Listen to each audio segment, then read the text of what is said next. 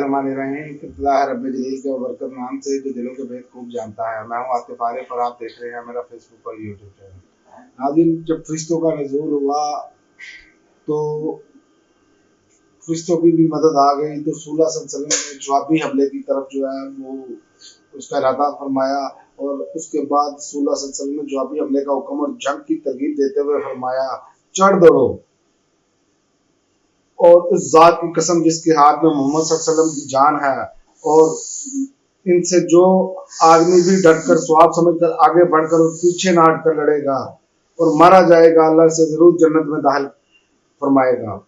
आप सल्लल्लाहु अलैहि वसल्लम ने कताल पर बारते हुए ये भी फरमाया, इस जन्नत की तरफ उठो जिसकी पेनाइयाँ आसमानों और जमीन के बराबर हैं। आप सल्लल्लाहु अलैहि वसल्लम की ये बात सुनकर हज़रत उमैर बिन हमाम ने कहा, बहुत खूब बहुत खूब। रसूलुल्लाह सल्लल्लाहु अलैहि वसल्लम ने फरमाया, तुम बहुत खूब कह रहे हो। उन्होंने कहा, नहीं, खुदा की कसम, ए अल्लाह के रसूल सल्लल्लाहु अलैहि वसल्लम, कोई बात नहीं सिवाय इसके कि मुझे भी तवक्को है कि मैं भी इसी जन्नत वालों में होऊंगा। और आप सल्लल्लाहु अलैहि वसल्लम ने फरमाया, तुम भी इस जन्नत वालों में से हो।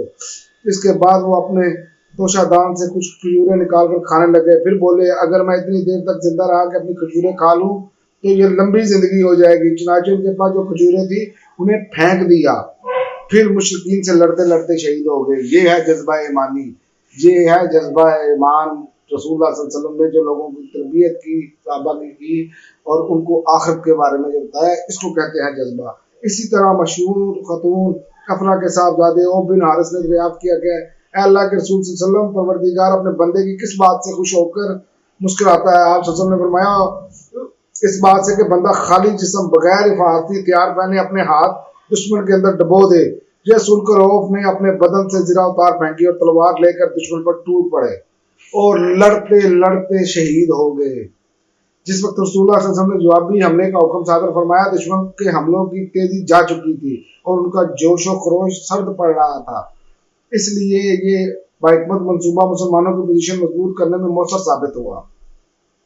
क्योंकि सहाबा इकराम को जब हमला आवर होने का हुक्म मिला और अभी इनका जोश जहाद शबाब पर था, तो उन्होंने निहायत सख्त तुन और सफाकुन हमला किया और सफ़ों की सफ़े दरम भरम करते हुए गर्दनें काटते आगे बढ़े।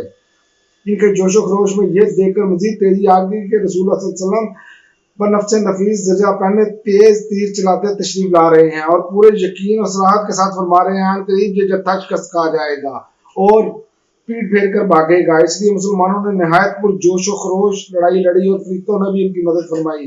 चुनांचे इब्ने साद की रिवायत में हजरत करमा रजी अल्लाह तआला अन्हा से मरवी है कि इस आदमी का सर कट कर गिरता ये पता न चलता कि किसने मारा है, और आदमी का हाथ कट कर गिरता ये पता न चलता किसने काटा है।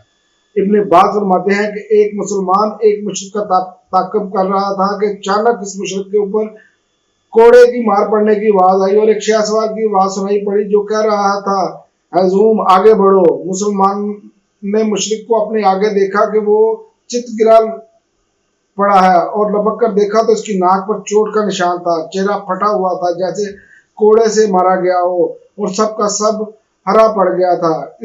इन सारी मुसलमान ने आकर रसूलुल्लाह सल्लल्लाहु अलैहि वसल्लम से ये माजरा बयान फरमाया, तो आपने फरमाया, तुम सच कहते हो, ये तीसरे आसमान की मदद थी।